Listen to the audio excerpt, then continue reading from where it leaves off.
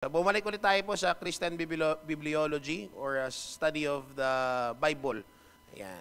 Okay, so bibigyan po natin ng, hindi naman more on evidence kasi another study po yon.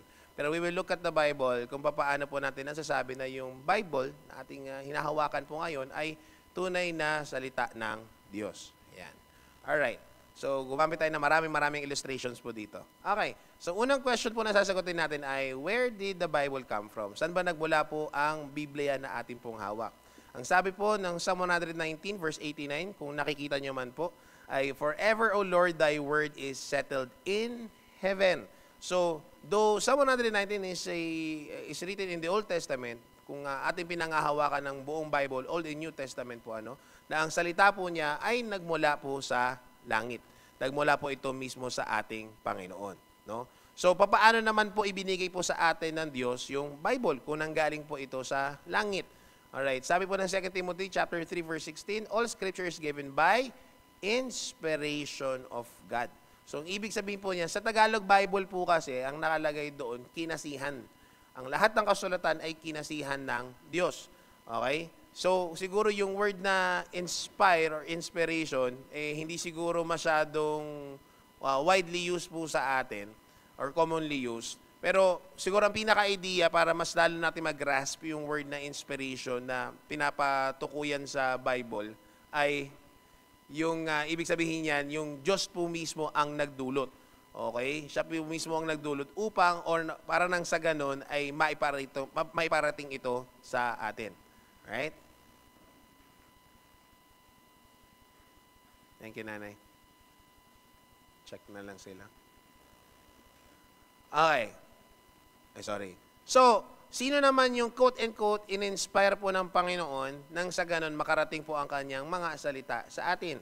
Okay. Ito yung matatandaan nyo lang. So, yung mga simple verses na yun, yun yung pinakatatandaan lang po ninyo. For example, maganda kasi ito, parang basic apologetics ito, para nang sa ganun, pagdating po na may magtanong po sa inyo, you'll know what to answer. Okay? So, ayan. So, sino yung mga ginamit ng Panginoon? Sino yung kanyang mga kinasihan? Whom did God inspire? 2 Peter chapter 1 verse 21. Ano pong sabi doon? For the prophecy came not in old time by the will of man. Hindi siya yung, diba sabi nung madami, sulat lang din naman ng tao yung pinag-aaralan ninyo. Paano nyo didepensahan yan? Well, siyempre, tao magbabasa, dapat tao ang magsusulat. Lahat naman ng libro sa buong mundo, siyempre, tao talaga magsusulat doon dahil tao naman din ang mag-aaral. Ano? So, ganoon din naman po ang Biblia. Talagang tao din ang nagsulat yan. Pero, ang tanong na siguro isa pang maganda doon ay, saan nagmula yung karunungan na ating binabasa po na yan? Alright? So, anong sabi dito? Not by the will of man, but holy men of God spake as they were moved by the Holy Ghost. So, God used holy men upang maiparating ito sa atin. Pero sabi nga doon, no, kinlaro sa atin ang salita ng Diyos, ang nagkilos sa kanila, okay? Sabihin na natin yung nag-inspire sa kanila ay ang banal na Espiritu. Okay? So, ayan, yung holy men of God. Kaya, naalala ko dati nung pag may mga open conversations patungkol syempre sa Bible, yung isa sa mga sinasabi doon na si Solomon daw ba, totoo kayang mananampalataya? Di ba, alam naman natin yung paparating ng kanyang dulo, siguro wala pang kaligitnaan ng kanyang kingship, hindi naging mabuti, no? So, anyhow, ito yung lagi kong ginagamit yung 2 Peter 1:21 na ito, na kung saan, kung yung mga manunulat ng salita ng Diyos na ating inaaral ngayon, ay binanggit na holy men of God, yan, masasabi ko na si Solomon, di lang naging maganda ang kanyang buhay, pero alam ko na siya po ay tao pa rin ng Panginoon. Okay? Hindi naman tayo, di naman tayo human being. Alright? So yung being saved natin, being followers or disciples. Alright? So, ito yung tinatanong ko kanina, what does divine inspiration mean? Okay, ano ibig sabihin ng banal na pagkasi? Ewan ko bakit kasi gano'n yung pagkatagalog ng inspiration. Ayun yun. Okay. So, yung word na ginagamit natin yan is God-breathed. Okay? Inihinga ng Panginoon. I would like you to picture kung paano po nilikha ng Diyos si Adan. Diba? Paano nilikha ng Diyos si Adan? Kumuha ng alabok ang Panginoon, Okay? Pinorma niyang tao at hiningahan ito. At ang tao ay naging buhay na kaluluwa or naging buhay na espiritu. So, inihinga rin ng Panginoon ng kanyang salita, okay, sa kanya pong mga pinili na holy men of God, naranang sa ganon ay yung kalooban niya ay maiparating sa atin. Yan. Okay? Okay. How did God accomplish divine inspiration? Right? Paano ito na isikatuparan ng Panginoon sa atin? Alright. So, God did 3 things in divine inspiration. May 3 paraan na ginawa ang Panginoon na proseso kung paano ito napangyari na nairating sa atin. Okay. Una, okay, God breathed His thoughts into the minds of His holy men. Okay? Yung mismong kalooban, mismong pag-iisip ng Panginoon ay kanyang inihinga. O sabihin na natin, in a simplest term, ay nilagay. Okay? Nilagay niya yung kanyang kalooban, yung kanyang kaisipan sa kanyang mga pinili na mga tao. Okay. So, pero, Pastor, bakit ganun? Bakit iba-iba yung style of writing? Makikita natin yung personality nila actually. Sa totoo lang, yung pag tinatawag natin na tawag mo dito, biblical criticism or bibliological criticism, sa study na gano'n, kaya nalalaman mo kung sino yung writer kahit wala yung pangalan niya dahil sa paraan niya na pagkakasulat nun. Yung choice of words, yung personality or character ng writer, makikita mo yan sa kanyang sa kanyang pamamaraan ng pagsusulat. Kaya yung katulad yung for example lang, yung sa Book of Hebrews. Okay, yung letter na yon for the Hebrews, mataas ang tsansa na si Luke ang nagsulat nun. The irony, no? Si Luke ay isang Gentile, then letter for the Hebrews, okay, for Israel. So anyhow, parang ganun yung example nun, no? Unlike sa other Pauline epistles or sulat ni Paul, ay talaga nakasulat yung pangalan ni Pablo. Ngayon, pag nakita mo yung pangalan ni Pablo, makikita mo yung uniformity, yung style of writing, na siya talaga yung nagsusulat nun. So ayan. So sa kabila nun, paano natin masabi na may different style of writing? Paano natin masabi na Panginoon pa rin yung doon? Ayan. Sabi dyan, pangalawa, paraan. God's holy men put down in writing God's very thoughts, ayan, and breathe into their minds using the language they knew. Okay? Using the language they knew. Kung ano yung culture nila, yun yung ginamit ng mga writers. Okay? Kung ano yung pamamaraan ng battle or war na alam nila, ayun yung pictures or illustrations na kanilang nilalagay. Yung, ang tawag mo dito, ayun nga, yung background nila kung taga saan sila. So, malalaman talaga natin. Eto, medyo lang. Kaya rin kailangan, yung mismong language nila, yung culture nila, yung personality nila, alam nyo kung bakit? One, kinakailangan maging historically accurate. Para nang sa ganun po, ay yung pagka tinignan natin yung mga nagaganap sa panahon nila na sinasabi nilang sila ay nag-exist during the time of writing, mapapatunayan natin na talagang totoo yung kanilang mga sinasabi with regard to their contextual background. Yan. Okay, kaya kinakailangan their own historical way of writing it or yung mga present na pwedeng gamitin na illustrations. Okay, during that time. Okay, yun nga, yung personality nila kailangan din ganun. Lagi ko ito nababanggit si Jim Warner Wallace. Ayan. Kilala niyo si Jim Warner Wallace? Si Jim Warner Wallace, siya po ay isang former atheist. And isa po siyang cold case detective. So yun nga, gusto niyang patunayan na yung New Testament, kahit New Testament lang, hindi totoo. Alright? Hindi reliable, hindi accurate.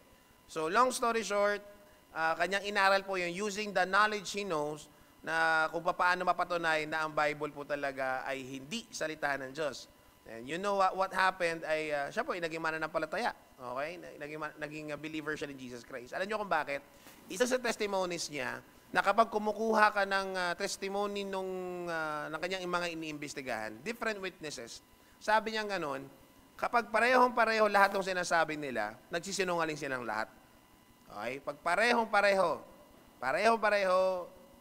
paano sinabi, paano yung flow ng story, pag parehong-pareho, nagsisinungaling. Kasi may kanya-kanya tayong POVs. May kanya-kanya tayong point of view how things happened. Okay? Kaya, pag binasa ninyo yung Gospels, alright, yung mga synoptics, pag binasa ninyo po sila, hindi talaga sila chronological lahat.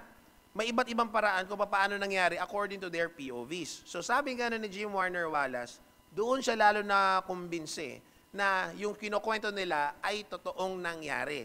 Yan, okay? So see, isa yon. Kaya kabaliktaran sa sinasabi ng mga ibang atheists na sabi nila, kita nyo naman, no, hindi chronological yung Gospels. Edi, ano yan, mali-mali yan. Kay Jim Warner Wallace, being an atheist, being an investigator, baliktad yung kanyang sa kanya. Para sa kanya, lalong totoo. Kasi magkakaiba ng paraan kung paano ikinuwento. Okay? So, yung language nila, yung personality nila, yung character nila, using their own context during their time, yan. Okay? Ayun yung ginamit ng Panginoon. Third, paano ginawa ng Panginoon yung divine inspiration? The Holy Spirit guided those holy men of God, yung writers.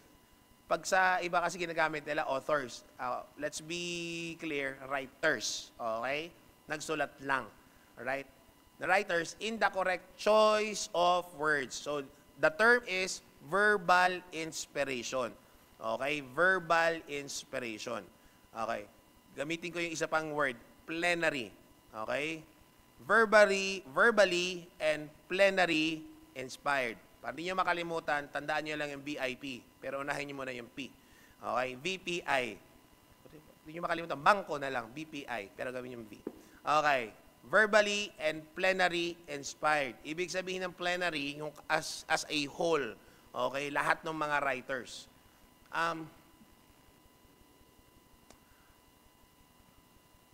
Siguro banggitin ko din, may mga studies kasi, para maging maingat tayo ha. Pwede nyo rin syempre, you have to look it up yourself and you need to be convinced sa sarili mo with your own research. May mga studies na magsasabi kasi na may certain books na hindi accurate and therefore, hindi natin siya masabi na part talaga siya nung canonical or canonized books. Okay? Ngayon, I'm going to use itong pinaka-idea na ang Panginoon hindi magbibigay sa atin ng kabuuhang salita niya, okay, ng kanyang pinaka-letter, love letter sa atin, pagkatapos kulang or sobra. Okay? So, in the future, kung may, if you come across certain study na merong book, ang Bible, na kung saan ay hindi daw canonized or hindi daw accurate, research it yourself para nang sa ganun mapatunayan mo mismo. Pero me personally, I believe that the Holy Scriptures, the Old and New Testaments, are verbally and plenary inspired. Okay? Okay. So, ang Bible po, dito natin masasabi na ang Bible as a whole and in part ay inerrant and infallible. Inerrant, okay, yung prefix na negative, okay, without error, inerrant, infallible, okay, false, walang, ano tagal false? Alam niyo na yung false, true or false. Okay, so ayan, ang Bible po, without error, no falsifications of records, okay, inerrant and infallible, in whole and in part. Okay? Mamaya may mga babasahin pa tayo. Okay. So, basically, ilang parts ang Bible? Hindi yung books ha. Ilang parts ang Bible? Dalawa lang. Ano yon? Yeah, yun lang. Okay? Old Testament and New Testament. Okay? Ilang books ang Old Testament? Okay, 39. Ang New Testament? 27. 39 plus 27? 66. So, meron tayong 66 books na hinahawakan po natin. Alright? So, nabanggit ko nga last week po sa atin na, of course, I would like again to challenge you, not only once, hanggat buhay pa tayo, ay basahin natin po ang Bible according to your pacing.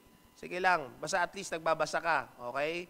Nagbabasa ka ng Bible, just start somewhere. Kung hindi mo pa nasimulan, magbasa ng Bible, just start somewhere. Kung bago-bago ka pa lang, di ka pa talaga nag-start magbasa ng Bible, syempre talagang para sa akin Genesis. Pero kung nahihirapan ka dun sa literary style or sa paraan ng pagkakasulat ng Old Testament, kahit New Testament lang muna, start mo muna doon. Ako, isasuggest ko nga minsan John. Start ka dyan. Okay? Start mo sa John para makita mo muna deity or pagka-Diyos ni Jesus Christ. Okay? Then pagkatapos mo ng John, tsaka kapunta ng Matthew. Matthew, Mark, Luke. Punta ka ng Acts para makita mo yung church history.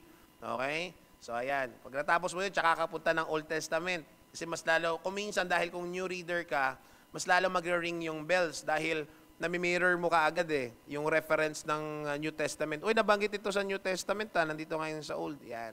Okay? Sa akin naman, baliktad yung effect kasi syempre inuna mo yung Old.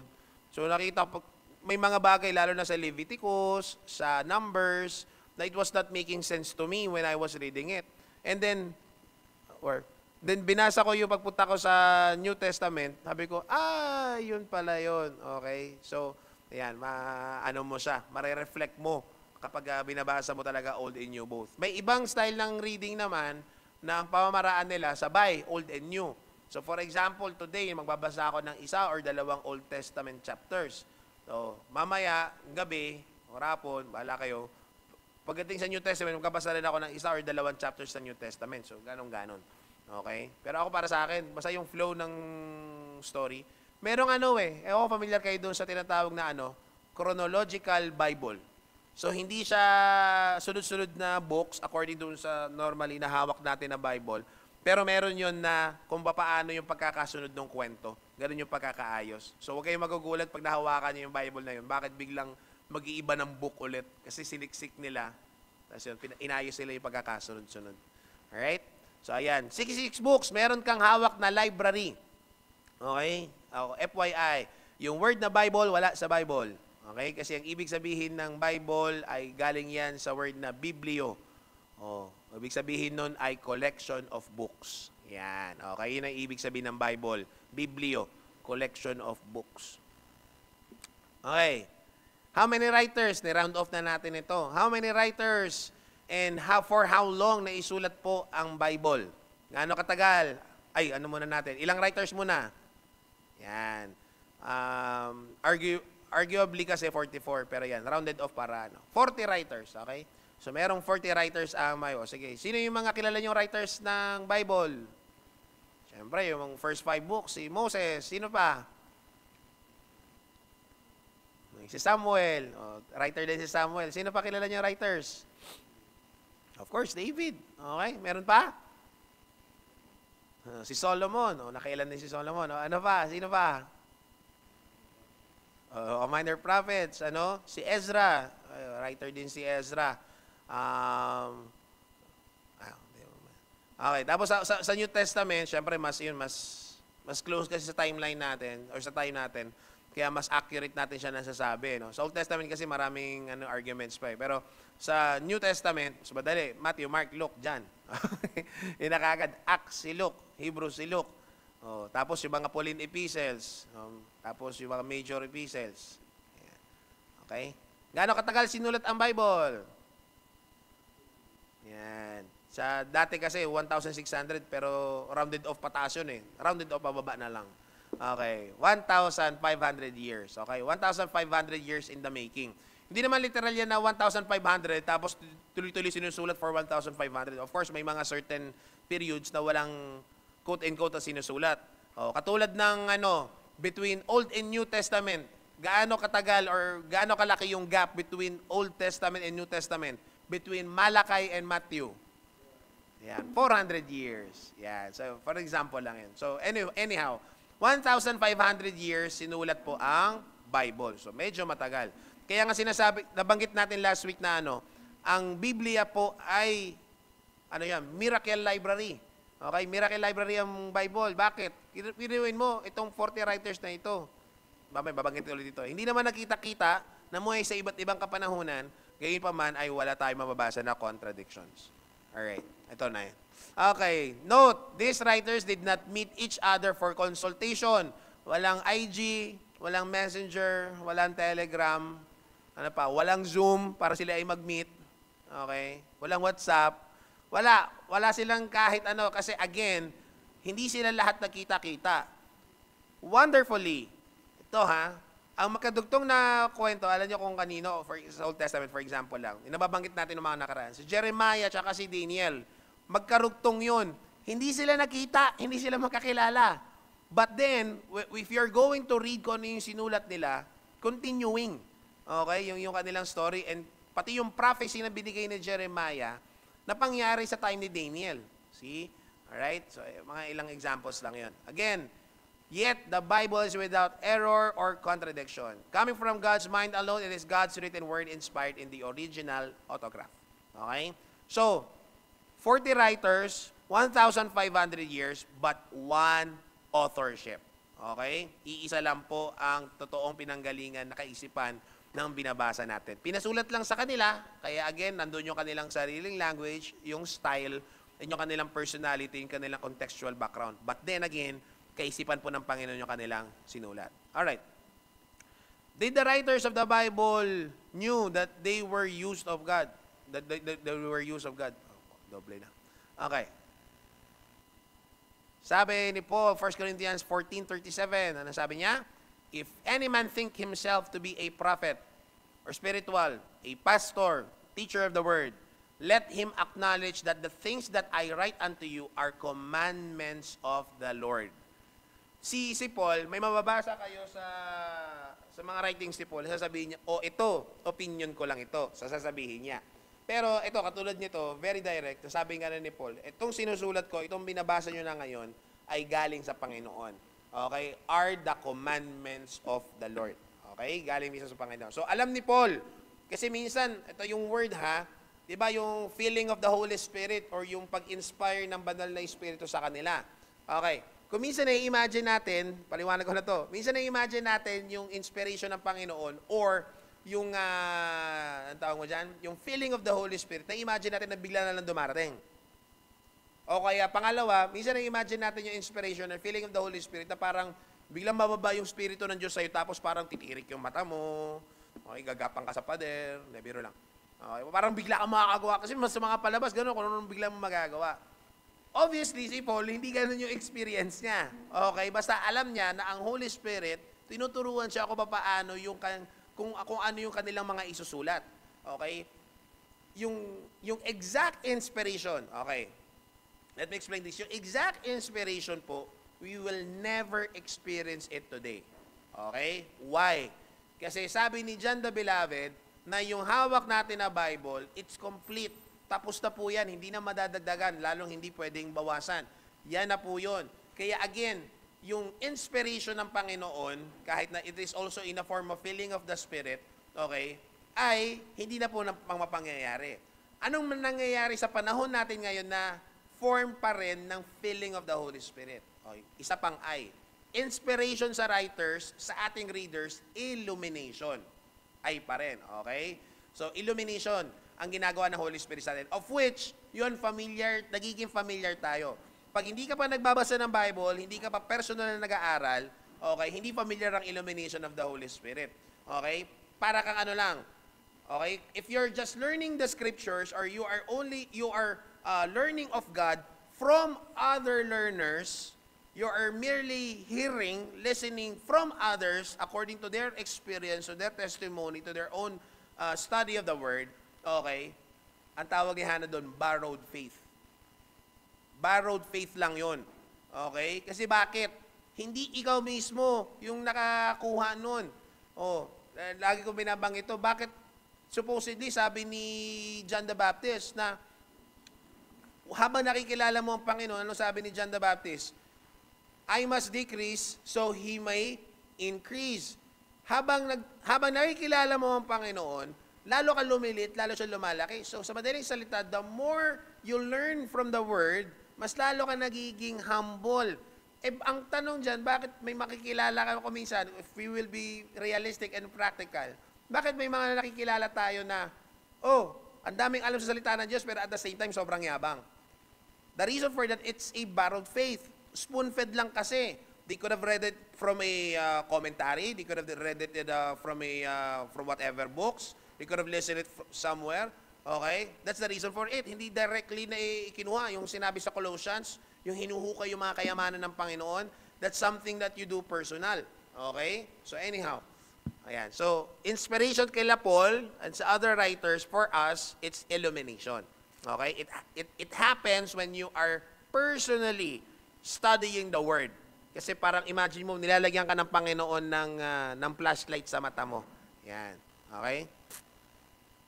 1 Corinthians 2:13, which things also we speak, not in the works which man's wisdom teach, but which the Holy Ghost teach.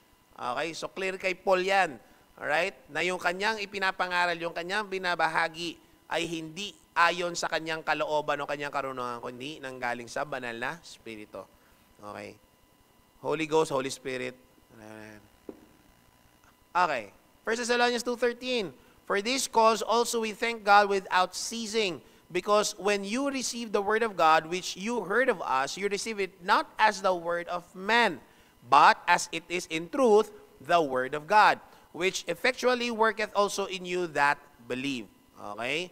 So again, we will not experience divine inspiration because that is for the writers. What we experience today is divine illumination. Okay? Pero yan, alam nila Paul, alam nila John, nila Peter, nila Luke, okay, nila James, alam nila na sila po, ang kanilang sinusulat at kanilang pinapangaral ay salita ng Diyos or nanggaling sa Panginoon. Okay? Grabing privilege yun, ano? Kayo magsusulat ng kalooban ng Panginoon na something babasahin nila for the future. Okay. How about Jesus Christ? Kasi meron tinatawag na neo-orthodoxy, okay, na paraan ng pag-aaral. And so for them, ang sinasabi naman nila na, for example, yan yung Church of England. Okay?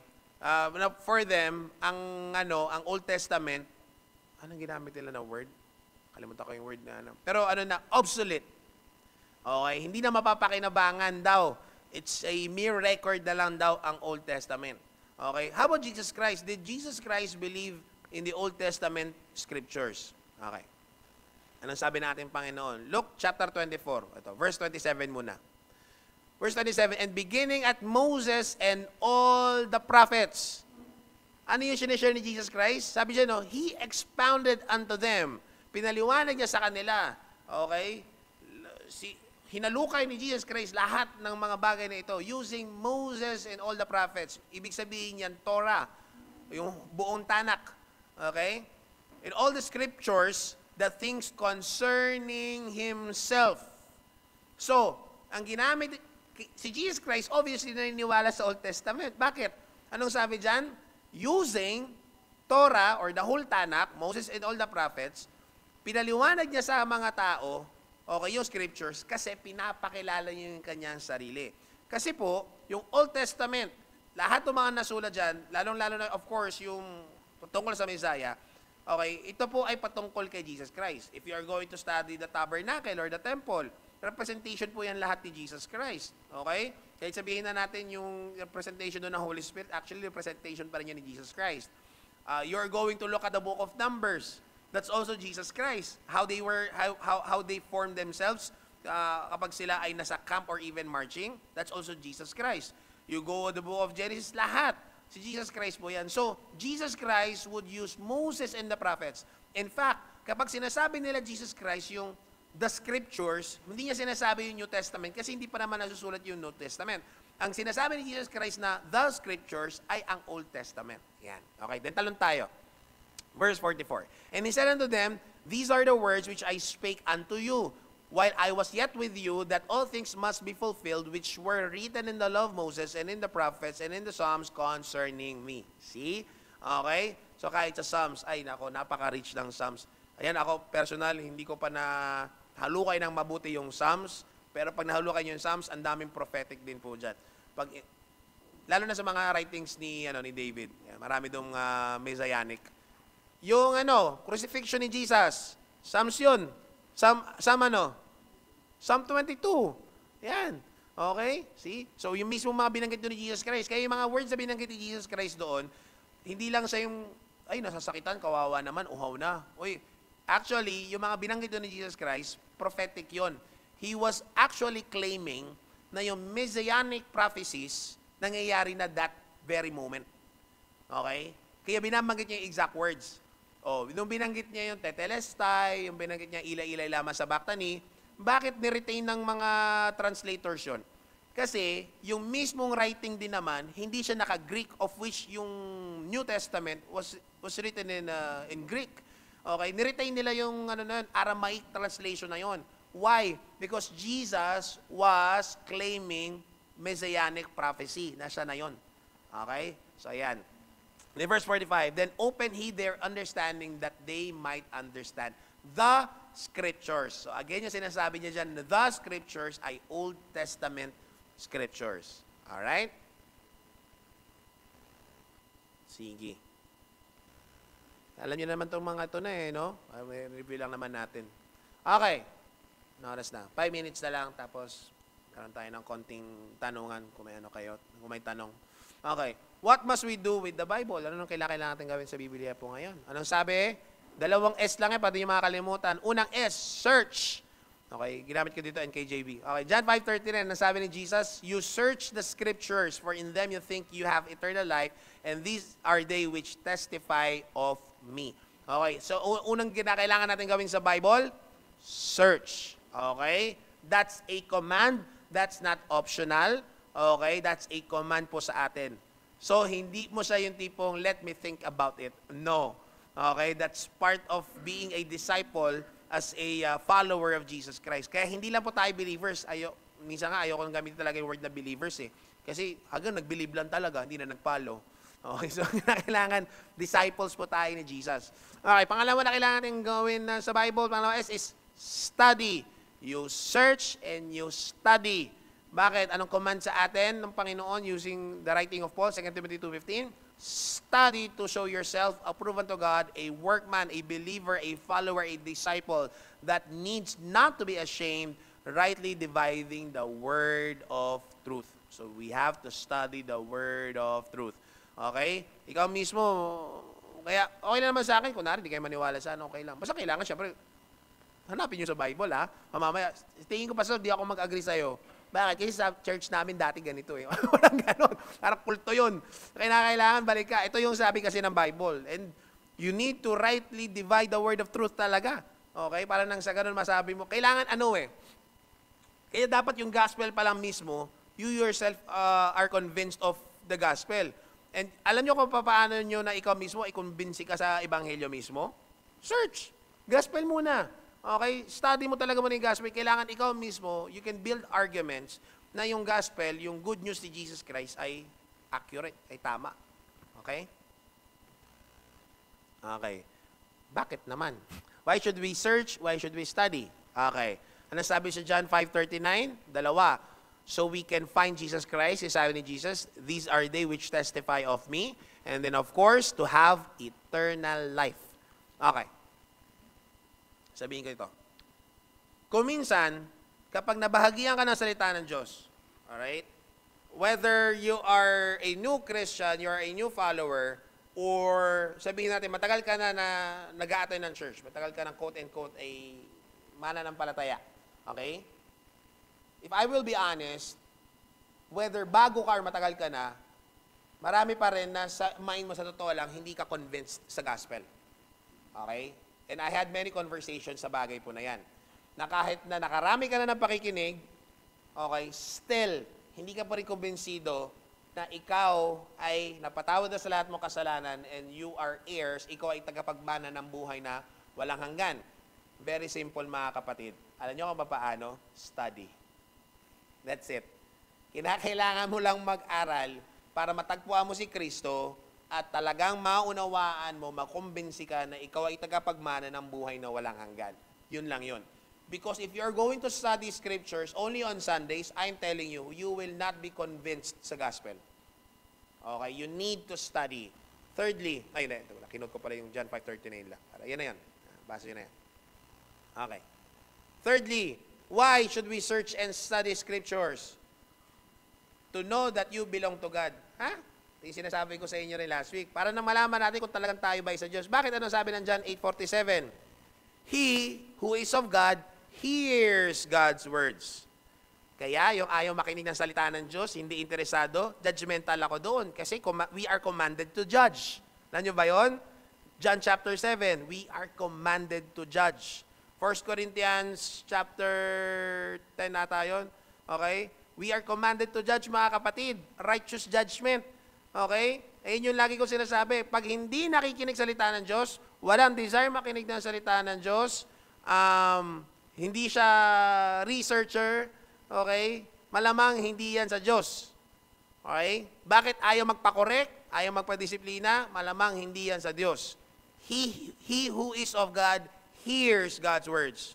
Therefore, you do not hear because you are not of God. Plain and simple. Okay? Pang-apat, why should we search and study? Because the Bible shall judge us at the last day. What? Yes. Yan po ang maghuhukom sa bawat isa sa atin, ang salita po mismo niya. Bakit naman? Okay, basahin muna natin. John 12:48. He who rejects me and does not receive my words has that which judges him. Okay? He who rejects me and does not receive my words has that which judges him. The word that I have spoken will judge him in the last day. Yung Tanak, yung Torah, yung kabuuan ng Biblia, to our time, including New Testament. Okay? If you reject it, ang mismo mag-aano sa'yo, salita niya, anong picture niyan, paano mangyayari? Pagdating mo doon, papakita sa'yo, ito yung sinabi ng salita ng Diyos na hindi mo pinaniwalaan. Here are the evidences, you were not convinced. Okay? So, ayan. Kaya, kinakailangan natin mag-search and mag-study. Why? Yan. Kasi huhukuman ka ng salita ng Diyos. Alright? So, ayan. Last 1 minute. Okay. Mabilis ko na tadaanan. Can the Holy Scriptures be broken or destroyed? Pastor, di ba nangyari sa tayo ni Josiah, natagpuan na lang nila sa rubbles ng lumang temple. Para natin mapagkatiwalaan na talagang accurate and reliable ang hawak natin ngayon. Ha? Paano na ilang 1,500 years in the making, how can we be sure na talagang tama yung hawak-hawak natin na information? Okay? Okay, saan sabi ni Jesus? Matthew 5:7-18. Do not think that I came to destroy the law of the prophets or the prophets. I did not come to destroy but to fulfill. Just imagine, kung hindi pa rin reliable yung hawak nila Jesus during his time, which is the Old Testament, kung hindi mapagkakatiwalaan yun, how can he fulfill the law and the prophets? I came, okay, not to destroy, but to fulfill. Okay. Matthew 5, verse 18. For assuredly I say to you, till heaven and earth pass away. Alam niyo yung pass away? Sabi ni Pacquiao, pass away. Hindi nakikinig, pass away. One jot or one tittle will by no means pass from the law till all is fulfilled. Sa bawat kudlit at tuldok, okay, dapat sa bawat, anong tawag doon? Yan, sa bawat kudlit at tuldok, kailangan lahat ay mapangyari. Okay? Mawawala na tayong lahat. Kaya huwag tayong matakot. Paano yan? Dami na napagdaanan sa panahon na yun. Huwag kang mag-alala. Itong mundo na ito mawawala, pero salita ng Diyos hindi mawawala. Kaya niyang i-preserve yung kanyang salita. Ano yung term na ginamit natin kanina? Bakit inerrant and infallible ang scriptures? Dahil yung scriptures po ay verbally and plenary inspired. I'll give you another term. Yung hawak po natin ngayon na Bible, yung original manuscripts or scriptures ay verbally and plenary inspired. Yung hawak natin today ay verbally and plenary preserved. Okay? So God preserved. You can be confident about it kasi promise ng Panginoon. If you doubt it, kahit kaunti, patay ka. Magdududa ka pati kaligtasan mo. Okay? And the scriptures cannot be broken. Pinutol na natin para yun lang. Inulit lang yan. Heaven and earth will pass away, but my words will by no means pass away. Okay?